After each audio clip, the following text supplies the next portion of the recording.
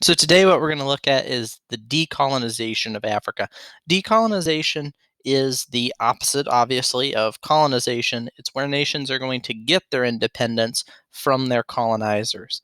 So we're going to look at how African nations actually won their independence, and then we're going to look at some of the issues that African nations faced because of the legacy of colonization that they had.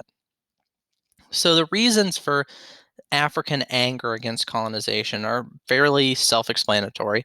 Colonies had been exploited, and that's the whole reason that European nations went down and got colonies. The European nation got colonies not because it wanted to help them, but because it wanted to exploit the resources and the money in that area and send it back to the mother nation, the European nation. So the Europeans did this partly by sending settlers down. They bought up large portions of land, and they bought the best land. They bought the areas where the diamonds were, where the iron was, where there was farmland, where they could raise cattle, and they pushed the native Africans onto worse and worse land because they wanted the resources that were there. A second reason is the idea of self-determination that a lot of Africans were exposed to during World War I and World War II, that they should be able to rule their own nation. This is kind of a new idea that pops up, and they bring it back because, as you can see in the right-hand corner, a lot of Africans were drafted into European armies, sent to fight in World War I and World War II, and then they came back with the same ideas as the Europeans had, and they started their independence movements.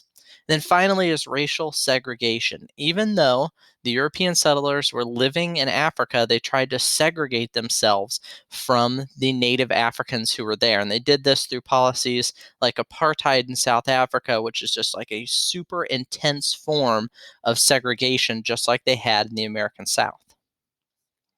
So early movements that kind of kick-started the decolonization movement were first Pan-Africanism, and it's a nationalist idea that all Africans, no matter where they are, it can be if they're in North America, South America, Asia, Europe, Africa itself, they're all African and they all need to be united. And that kind of helps them be a group to oppose imperialism together because they're stronger as a group.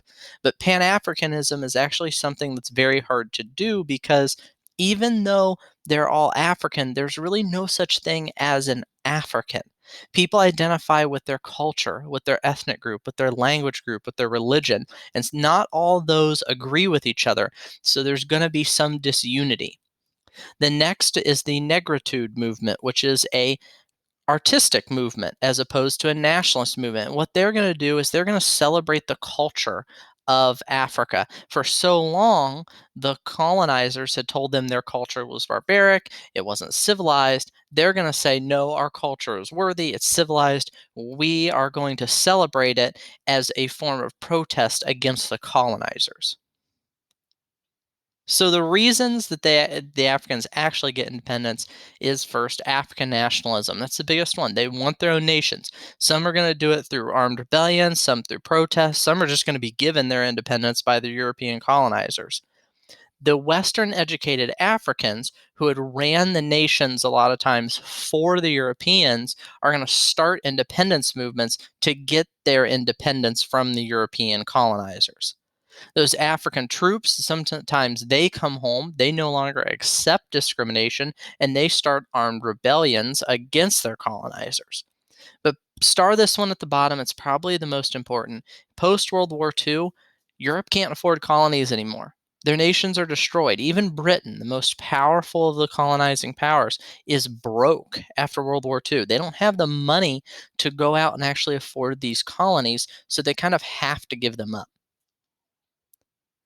So this leads to a whole explosion of new nations in Africa, but they immediately begin to run into problems.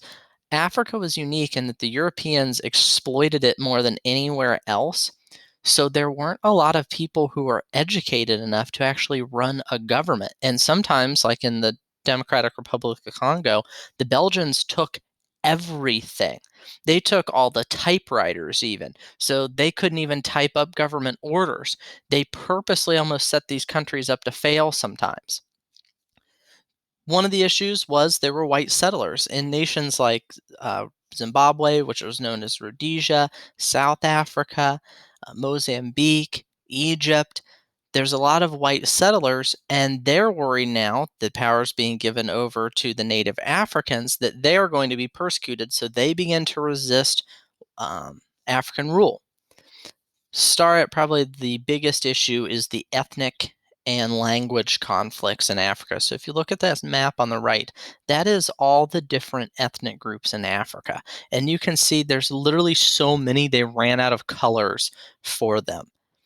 And the borders of Africa were drawn by the Europeans, and they don't reflect these ethnic groups at all. So groups that don't like each other are put together, groups that are the same are split up, groups that are allies are put in different nations, and this causes more tension between the different groups.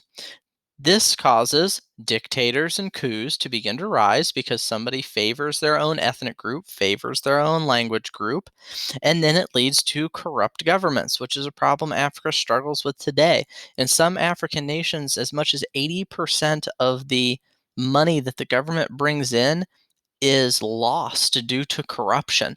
Their foreign aid is lost due to corruption. So it's a major, major issue.